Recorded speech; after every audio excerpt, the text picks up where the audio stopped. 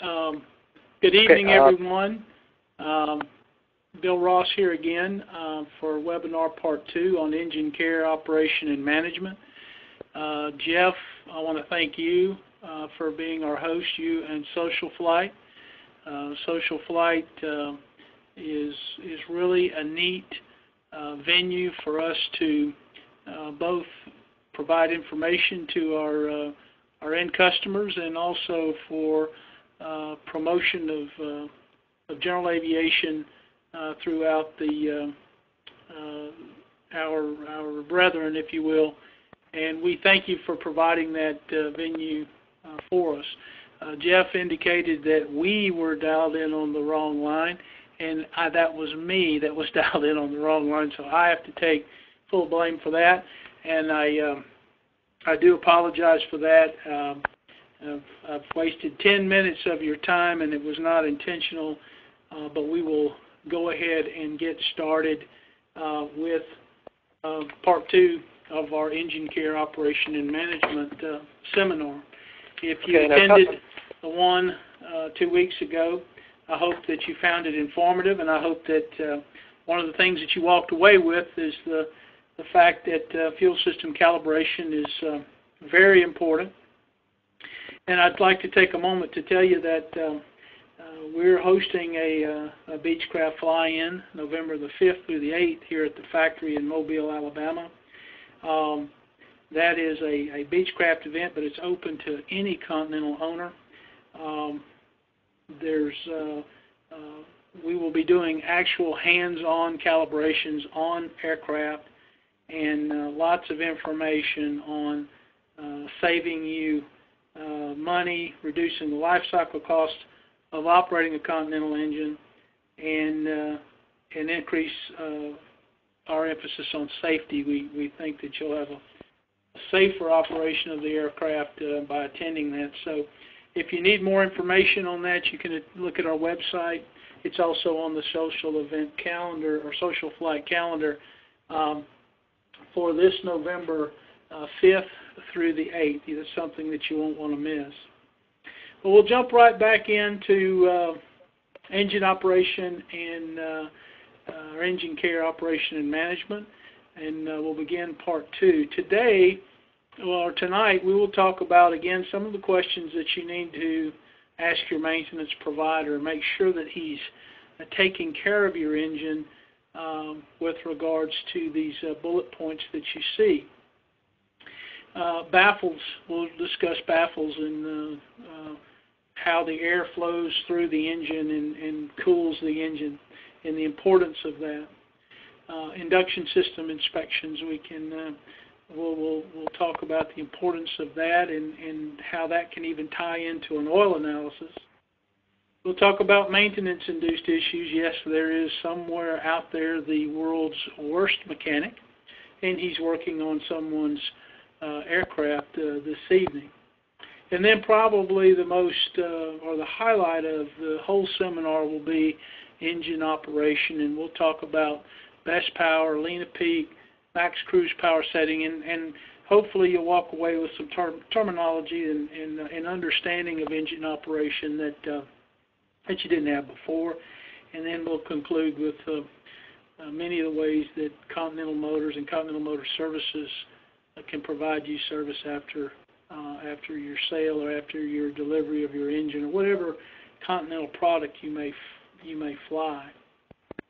So we'll jump right into baffles. Questions for your mechanic is: have you inspected the baffling? Did you seal it well?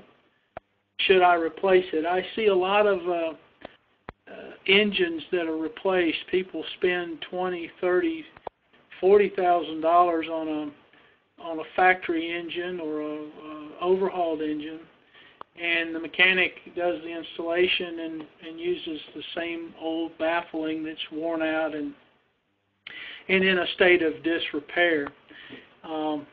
It's common practice, believe it or not. It happens more than you would think, but it does happen.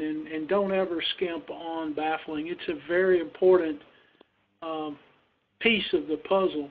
When we look at engine baffling, the in that picture there on the screen, you'll see that the ram air, and then this is in most installations of engines in aircraft or reciprocating engines in aircraft, we move air from the top of the engine down through the cylinders and out the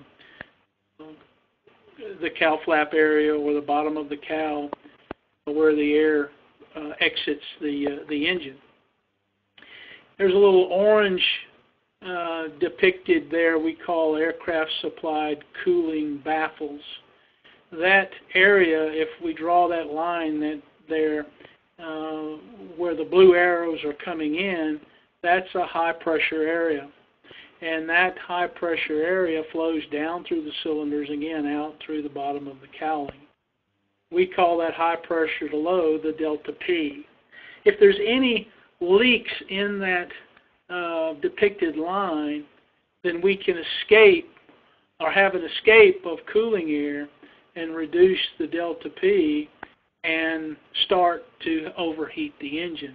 And a lot of times this is what's going on with a new engine, is the baffling is not sealed well. And I'll show you some examples of that. In this example here, we have a Beechcraft Bonanza, and strangely enough, the owner came to our factory service center at Continental Motor Services in Fairhope and complained of the number 5 cylinder running hot. The number 5 cylinder is the most forward cylinder facing us, looking at this screen. But looking at the baffle condition as a whole, again with that delta P, or that high pressure area there where the magnetos and on top of the engine, we noticed this as a very good example of baffling that had deteriorated beyond acceptable limits and of course was causing problems. The first thing we noticed is that the baffle seal is not conforming to the upper cowling, so where that arrow is pointing, there's an escape of air, of that high pressure air, over the back of that baffling. Now that's keeping the battery relatively cool, but we don't really care about the baffling.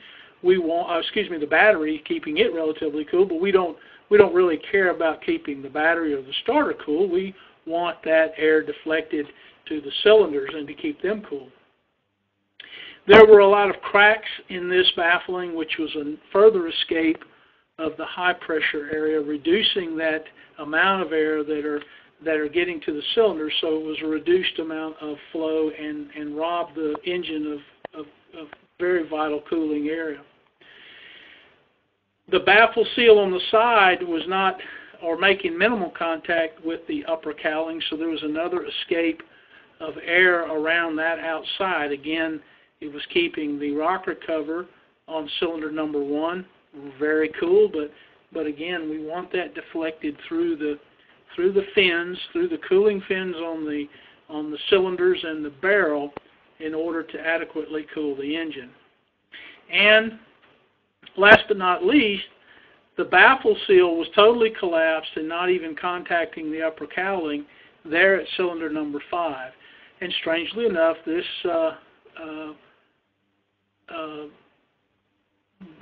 customer was complaining about cylinder number 5 running very, very hot. And the baffling was in a state of disrepair. The engine was in pretty good shape. We were going to just, from Continental Motor Services, just put new baffling on. The owner elected to go with a factory engine with a DeShannon kit, and after is what you see when we finish the job installing the engine with the new baffling. And as you can see, the baffling kit is very clean, very stiff, and very rigid, so that it holds that valuable cooling air in that area, so that all of the air is deflected through the cylinders. It's very, very important that you get with your mechanic and ensure that your baffling is sealed properly and that it is touching and conforming to the cowling as it is designed. Each aircraft is a little bit different, but make sure that it is in in reasonable good quality there. Induction system inspection, we touched on that last week through oil analysis. Sometimes in oil analysis we can actually look at the oil analysis and start to see high levels of silicon. And that silicon can lead us to start looking at the filter. It can also we can look at the alternate air door. Is it rigged properly? If you're flying a carbureted engine, is the carburetor heat rigged in properly? In my dad's airplane not long ago, he had a cracked baffle that kept the carburetor heat on all the time. We noticed that by looking at the oil filter and noticed a lot of silicon where he was sucking dirt. And we corrected that and got it back in order. But we can draw a relationship between oil analysis and what we see in the filter and induction systems. A lot of times it's overlooked. Mechanics don't do a lot of checking of rigging and things of that nature. They figure if the engine is running properly and running fine, that the induction system is probably okay. If you're having problems with it, you can be doing damage to the engine. Again, the silicon that we find, sand, if you will, that comes to the engine is very abrasive, and it can cause detriment to the engine and preemptive wear that we don't want. So make sure that those filters and that the filter is installed correctly, and that there's no cracks or leaks or anything like that. This picture that I'm showing here is actually a picture when I was building this presentation to talk about that. I walked out on the ramp. This airplane flew fairly often. It was probably flown every couple of months or so, and went out there to look for some things of induction system problems, and found the bird's nest and the egg. So again, it should be a very important item of our pre-flight inspection. We want to definitely look for that. Make sure that your alternate air door works, that it doesn't have any worn components or cracks or anything like that. And your air ducts are very, very important. Sometimes those may not be fitting properly, and we want to make sure that is in very good shape so that we don't have any leaks. Maintenance-induced issues. Somewhere out there's the world's worst mechanic, and he's working on a Continental engine this evening as we speak. Some of the things that you as owners and we need to be talking to our mechanic, and questions that we need to be asking: are you qualified to perform maintenance on my engine? Just because the FAA has certified a mechanic and adorned him with an A&P license does not mean that he's qualified to perform maintenance on the Continental engine, or any engine for that matter. Also, you want to ask, are you Continental Motors factory trained? We have a factory training school that we run once a month, and that school is filled with mechanics, and we try to get all the information to the mechanics, all the technical data.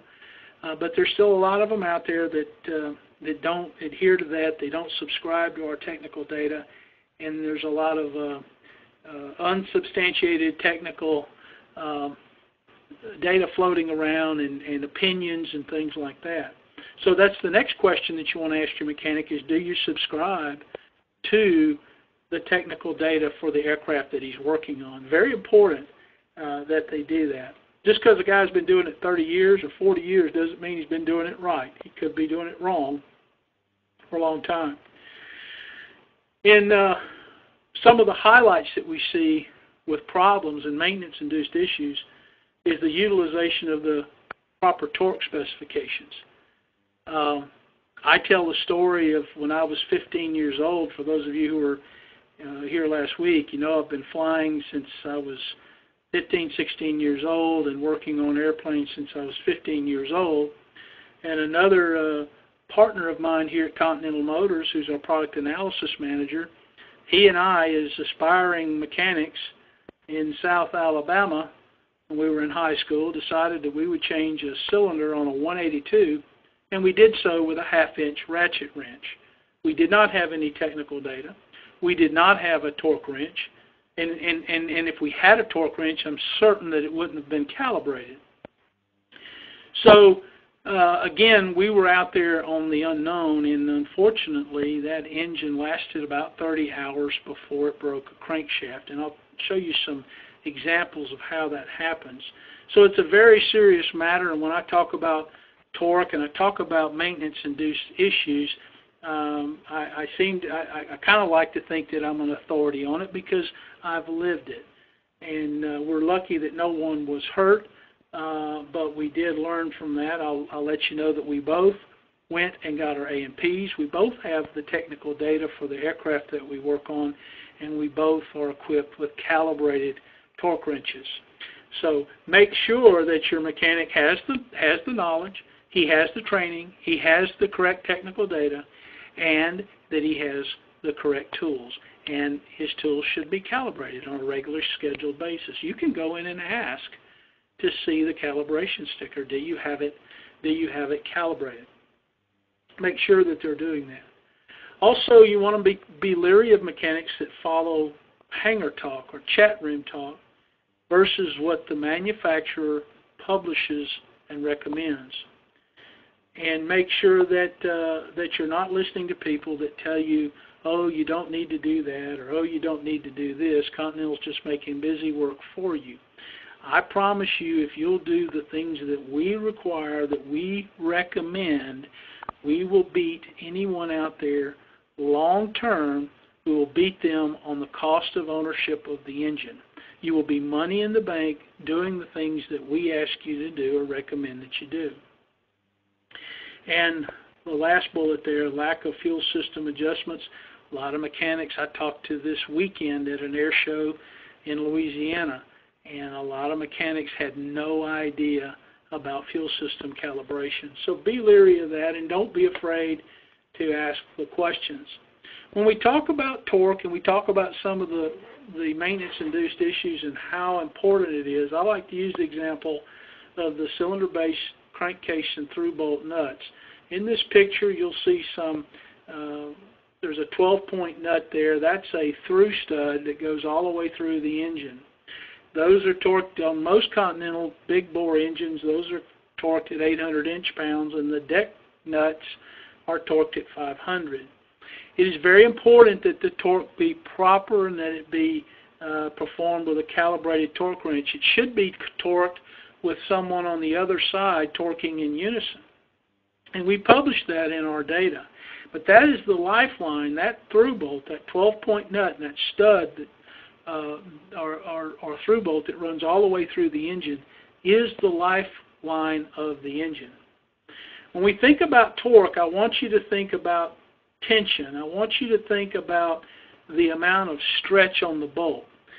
Really, I don't care about how tight the nut is. We use that to get to the end, but what we're really wanting when we stretch or when we torque a fastener, we want to yield the bolt and we want to stretch it. Its tendency to restore itself, much like a rubber band, is what holds the fastener together, what holds the engine together. You take a rubber band and wrap it tight, and it tends to pull itself, to restore itself to its original condition. That's the same thing we're doing with a fastener. Very similar. So think of it as a rubber band. And you can go through Hooke's law, and you can do all this, go through this kabuki dance of equation to look at it. But if we took a 5/16, 18, 3 3/4, say a grade 5 bolt, and we had the distance of 3 inches, we would stretch that to 75% of its yield strength. We would stretch that to about 7 thousandths. It works out to be 0.069. That's about 7 human hairs. A human hair is about 7 thousandths. That's what we're actually stretching the bolt, and its tendency to restore itself is what holds the engine together. That's why torque is very, very important. Down here in the South, I've heard tractor mechanics, and I've even heard aircraft mechanics use the term tighter than hell and quarter of a turn. Tighter than hell and quarter of a turn does not work on an aircraft, and it doesn't work on a Continental engine or any engine for that matter, where the fasteners are highly stressed. Another thing that mechanics do is they don't want callbacks. Nobody wants a complaining owner about oil leaks. If you see this in your engine, you've probably got a real serious issue. Believe it or not, a lot of mechanics put engines together, the two crankcase halves, with improper sealant. RTV is good. It works very well on tractors and lawnmowers and things like that, but it has no place in an aircraft engine. You can seal baffling and things like that with RTV, but you cannot use it as a sealant between two metal parts. You can never obtain torque. In this particular example of a crankcase that was assembled with this RTV, we'll see that the RTV starts to whittle away and it starts to fret. The bearing saddles actually start to fret. They start to bang against each other. And ultimately, the bearing starts to shift, the bearing starts to rotate, and it results in a fracture of the crankshaft. That will make the fan on the front of the airplane stop turning and the pilot start sweating. So again, be very, very careful with your mechanic. Make sure that they're using proper lubricants and sealants and proper torque. In this example right here, that bearing shifted back and forth, got into the little fillet radius of the bearing, and started a stress riser that over time fatigued in about 70 hours. And that's exactly what happened to me when I torqued that engine at 15 years old, is I didn't get it adequately torqued, and the fretting set up and the bearing started to shift and it broke. Engine operation, and I know I'm running a little short on time here, but I'll get through engine operation as quickly as I can. We're asked all the time, how should I run my engine? Well, you should run it in accordance with the pilot's operating handbook. I'm a flight instructor, have been for a long time, and it's surprising to me that a lot of pilots have never read their pilot's operating handbook, and they would seem like they'd rather listen to a line boy that would tell them how to lean or how to operate the engine than the manufacturer. So please use your POH. Make sure that you're, as far as manifold pressure, CHT, TIT, fuel flow, all that you're operating within those parameters. When we certified an engine, we make and publish the maintenance and overhaul and operations manual. And then in the case of this is a Cirrus manual. Cirrus takes our data, which is test cell data, and then they incorporate it into the pilot's operating handbook. And this is flight test data. The pilot's operating handbook is the Bible. That's what you want to use for operation. The first term that we need to understand for cruise is maximum recommended cruise. Why would Continental Motors set such a limit? We'll get into that. What does it really mean? Maximum recommended cruise is the point at which, under all engine limitations, detonation is avoided. And I'll show you with a little Lena Peak simulator. I'm going to flip the screen to this. And this is an IO550N, so it's the engine that we would find in a Cirrus. I'm going to push the power up to 100%, then I'm going to grab the mixture control. And you can see as I begin to lean, I'm going through best power. I'm going into a red box, best economy. If I set max cruise power setting, which is 65% in an IO550N, it's at 65%. So at or below 65%, there's no red box. I can do whatever I want with that red mixture knob, and I cannot hurt the engine, and I cannot detonate the engine in any way. Okay? That's what max cruise power setting is. Now, there's a lot of proponents out there of running the engine at a power setting above max cruise power setting. Let's say we're going to run it at 95%. If you want to do that, that's fine. We don't advocate that, and I'm not advocating it. All I'm telling you, if you're going to do that, when you start to lean, you need to lean very quickly through this area for which you could get detonation. So if I get back here on the back side of best economy, I'm free of detonation. I'm outside of the red box. But to get to that, I could definitely detonate the engine on a hot day. Again, when we certify the engines, we do so at 460 degrees cylinder head temperature. And I'll come back to this chart in just a minute, but I wanted to make that illustration of max cruise power setting. And we found that to be the point where nothing you do with the red knob, even at 460 degrees cylinder head temperature, you will not detonate the engine. This is the point where the engines are tested and they're proven durable. Okay? So let me say this, and I hope you understand. If you're at or below max cruise power setting, there is no red zone in a Continental engine. At or below max cruise power setting. That's a detonated piston. That will ruin your day if that happens to you while you're in flight. That piston is eroded. It's just like a blowtorch. It's eroded the periphery of the piston. It's contaminated the engine with metal. And that is a total tear down of the engine. And it can result in an oil starvation event and a forced landing. So make sure that if you're going to run above max cruise power setting, that you get through that area very, very quickly. If you've heard of the big pull, that's what I'm talking about, the big pull. Detonation is characterized by very low exhaust gas temperature and very high cylinder head temperature. To try to make this easy, because a lot of people make this very, very complicated on what's happening in an engine when we lean, I'll try to make it simple. This is a simple graph that I've established so that we can talk about what's happening in an engine when we begin to lean. The top is the EGT, CHT is the blue, horsepower is the brown or yellow color there, and the brake-specific fuel consumption, or what we call the BSFC, is how efficient the engine. The lower we are on the brake-specific fuel consumption curve, the more efficient the engine. So when we're at full rich for takeoff, our EGTs are cool. We've got a lot of fuel. We're fat. The brake-specific fuel consumption is very, very high because we're not efficient. And the horsepower is not at best power. It's down because we've thrown a lot of fuel at it because we want to keep it cool. And CHTs are cool too.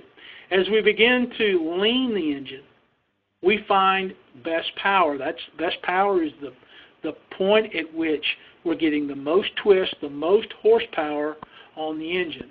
If I go back to this simulator here and I set 65% power and I begin to lean, if you look at that chart up there, you'll see that the brake-specific fuel consumption and the horsepower starts to go up.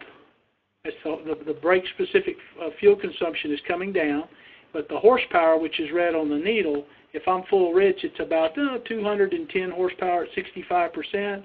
But as I begin to lean, you can see that it comes up slightly as we go through best power. Then when I go to best economy or lean to peak, I've lost some power and I've lost some airspeed. So we'll get to that in just a second. EGTs are on the rise during best power. Horsepower is at the apex. We're getting as much power as we can out of the engine for a given manifold pressure. And our brake-specific fuel consumption is coming down. In most Continental engines, it's found, best power is found between 75 and 100 degrees rich at peak exhaust gas temperature. As we lean through peak EGT is the point in which, if I continue to lean, my exhaust gas temperature comes down. That's what we find peak. You will not hurt the engine to run at peak if you're at or below max cruise power setting. You need to find peak, and you won't hurt that engine at all. And then best economy is found somewhere in the 25 to 50 degrees lean of peak. Exhaust gas temperature is coming down, CHTs are coming down, the engine runs a lot cooler. But look what happens to horsepower. Horsepower is tapered off, and now we've become very efficient and we can go far. You can see the brake-specific fuel consumption is at the bottom of its apex there on the bottom, so we're as efficient as we can be. If I continue to lean further, because a lot of people say, well, my cylinder head temperatures are 380 or 390, so I'm going to lean further. you're going to become grossly inefficient because that brake-specific fuel consumption curve almost goes straight up. So it's very important that you not lean any further than that. And by the way, 380 is probably the optimum cylinder head temperature that we desire, but if you see 390 or 400, it is not the end of the world. 460 is the max, but it's not the end of the world to see 400. Leaning procedure, best power, first cylinder to peak is what controls. You're looking at the first cylinder that peaks its EGT, and then you go off of that cylinder till you find peak, and you're enriching from that first cylinder 75 to 100 degrees rich at peak. For best economy or lean to peak, the last cylinder to peak is what controls, and we find peak, and then we lean 50 degrees lean of that. If you're not, don't have a multi-point CHT EGT with a single point, best power, we want to lean to peak and then enrich in about 100 degrees F, rich of peak. Best economy, lean to peak, about 75%. Adjust fuel or adjusting power. If you're making power changes, you want to enrich the fuel flow past best power, especially if you're climbing, and then adjust the power and re-lean. Very important. And I've gone over a little bit, Jeff. I apologize for that. I'm going to real quickly go through some of the product support and things that we offer at Continental. Global representation all over the world.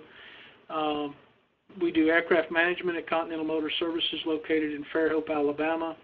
We're a Cirrus, Cessna, and Diamond dealer. We have very experienced Continental staff. We can do engine installs, pilot services, managed cost of aircraft ownership, transition training, lots of different things like that. We do engine overhauls for Lycoming and Continental, both for both brands.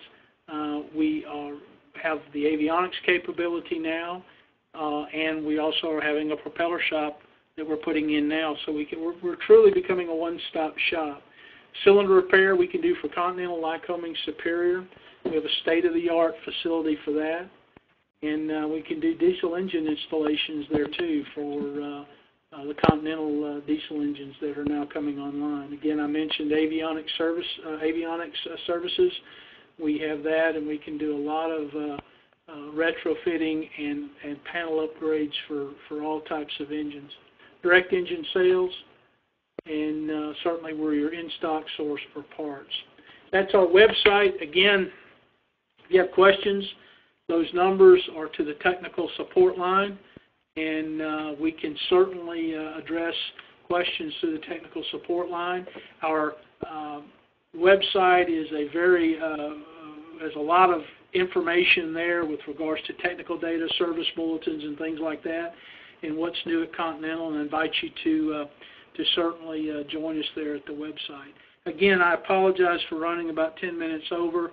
I tried to keep it at 30 minutes, but it was my fault that we got started late. With that, Jeff, I'll turn it back over to you. Well, thank you very much. I really appreciate that, and I appreciate everybody's patience as we got started with the meeting and through a few different issues. But all's well that ends well. We made it through all the material, and I really appreciate your time, Bill. Bill's probably the industry expert premier of anyone that I've ever met. It is really impressive to be able to ask questions and follow up, and I would encourage anyone to follow up. And Bill, I would ask you a couple questions here to help everyone. There were a few services that you had mentioned in the first part of our presentation a couple weeks ago, and that had to do with things like oil filters, etc. And I think it's important, since it's not every single person that's been there at the last presentation, to give them some of that information here as well. You're talking about for oil filter examinations and things like that, Jeff? Yes, and any other technical support issues that you talked about. And I was impressed by some of the kind of open door policy and some of the things. Oh yes, that, yes. We certainly do. We encourage mechanics to cut filters and examine the constituents in the filter for abnormal filters. We, as a company, if you have a Continental engine, you have a questionable filter, you can contact us at the technical support line.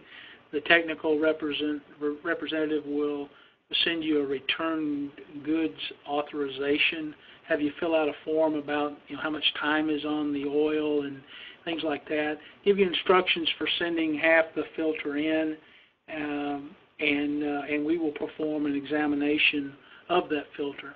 We do it by washing the constituents into a petri dish. We examine that under a microscope. Most of the time we can tell exactly what's going on with an engine, if it's a benign sample or if there's really something going on. We can point to the direction that the engine may need some service.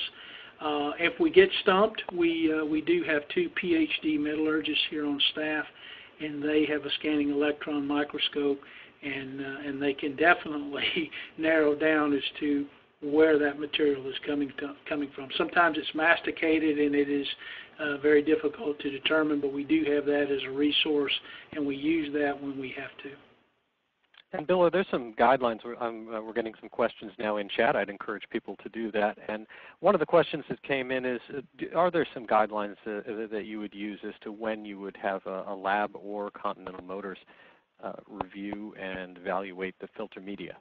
That's a very good question, and I should have covered that a little bit here when I started into about the filter. When you're using an oil analysis or you're cutting your filter, first of all, the filter will contain some material. And when you're looking at an engine, you're looking at it for a relative change over time. If you're going to use an oil analysis, use it with the same company, use it on a regularly scheduled interval. And I recommend, even though you're doing an oil analysis, I do recommend that you cut the filter and you look at the filter over time. You will become accustomed to what is normal. When you start seeing something that is different from the last oil change or what you've established as far as a baseline, and you or your mechanic are unsure, then I certainly recommend that you get in touch with Continental Motors and you send it in and let us evaluate that at that time. And certainly, and if you start to read part numbers, you probably ought to ground the airplane. That's kind of an industry standard for sure. But what you're looking at is something that has changed over time. And 2 engines, the same model, can wear at different rates depending upon percent power, operating conditions, and the like. We have another question with someone talking about when you're not actually at max cruise RPM itself. They're asking, is it still true that you cannot get detonation at that point? Which basically, I guess they're saying, you can't be at 75% or above anyway at that point. But what are your thoughts on that? Yeah, if you're below 60, well, again, 65% power is the max cruise power setting for the IO550N, which is what we wrote the logarithm that you're seeing on the simulator there is based on. Some engines are 85%. It depends upon the engine. But if you're at or below 65 or at or below 85 or whatever that max cruise power setting is for that engine, you cannot detonate the engine. Now, it is true that as we climb in an aircraft, and it's a normally aspirated engine, if we climb to 8,000, 9,000 feet or whatever it is, we've lost enough manifold pressure so that we can have the throttle wide open, and yet we're below max cruise power setting because the engine is not developing the power. If you're in a normally aspirated engine and you're at a low altitude, that's when you need to be careful. A turbocharged engine, you certainly need to be careful about max cruise power setting. Detonation in a turbocharged engine is a very real thing that can happen. But just be cognizant that if whatever you're flying, that if you're above that max cruise power setting, I'll go back to the chart, as we increase the power above max cruise power setting, we see that the red box becomes very, very active. And so I don't have full leaning authority like I did. If I'm at 65% power or below, let's call it max cruise power setting or below, I can start to lean. I get into this range right here. ATC calls me, and I've got a IFR reroute that I have to actually stop and write it down. I have no problem in this dwelling in this area because I'm tested with a 12% margin of detonation safety that I'm not going to inflict detonation. But if I'm up at this point here and I pull through here and somebody gets sick in the back or I get a reroute, I need to be very careful about dwelling in this area because that's a real area for which you could get detonation. Now, one of the questions that's also come up here, Bill, is that there's obviously a lot of STC and other engine changes compared to what the manufacturer had with the TCDS originally. And in those cases, is the operating limitations, the operating guide available from Continental? The operating guide, in most cases, the operating engineering flight test data should be done by the STC holder. However, we do run into times, and particularly with some of the older STCs, certainly to get one through the FAA now, you've got to have that flight test data. But you would refer back to, in those cases where you didn't have the STC supplement to your pilot's operating handbook, you would refer back to test cell data that Continental publishes. But we don't have flight test data. Like if someone takes a 520 out and they put a 550 in some home-built airplane or something like that, the only thing that we have that could be used as a guide would be the operations manual. There are some altitude charts in there, but those are mathematical calculations. They're not based on pressure, altitude, and things like that. They're not flight-tested data.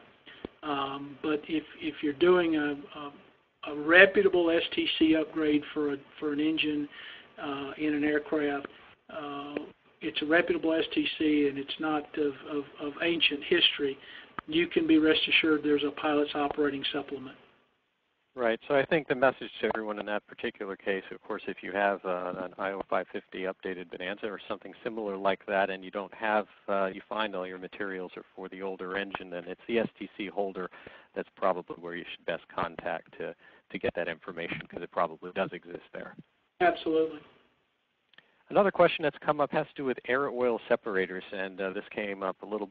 We didn't talk about air oil separators at our last meeting, but we did talk a little bit about how even a Continental non-radial engine can occasionally mark its territory in the hangar. That's true, and that's a very good question. I like the air oil separators. There's a lot of good ones out on the market, and it does help keep the aircraft belly clean. The discharge of oil or slight discharge of oil, both on the belly of the airplane and on the hangar floor, is a normal characteristic of the Continental engine, and like on any reciprocating air-cooled engine, that it does that. It's just a characteristic of the engine. It is benign in nature unless it becomes excessive. You know, when you start having to stop for oil before you stop for gas, it's probably time to do some unscheduled maintenance. In the maximum brake-specific oil consumption, again, there's a big blob formula that the operations manual of Continental engines have based on percent power. But if you do all the math, it works out to be about a quart an hour. And a quart an hour is what we would characterize as maximum brake-specific oil consumption. And we would recommend some unscheduled maintenance. But air oil separators are good products, and they do a great job in keeping the aircraft clean.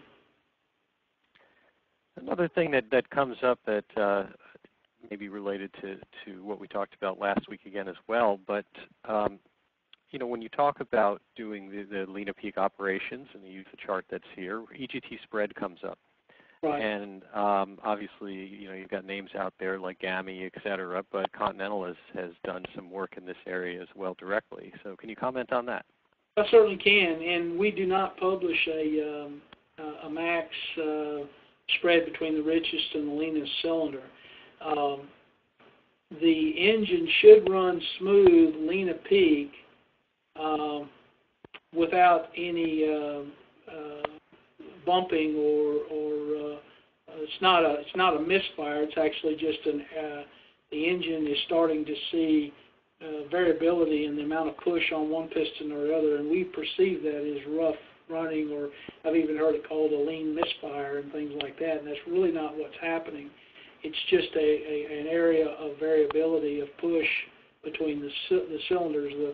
The volumetrically, the engine is not stable, and so at that point, at 50 degrees Lena Peak, and I'm speaking in general terms for most Continental engines, they should run smooth Lena Peak. If they don't, then there could be a host of things.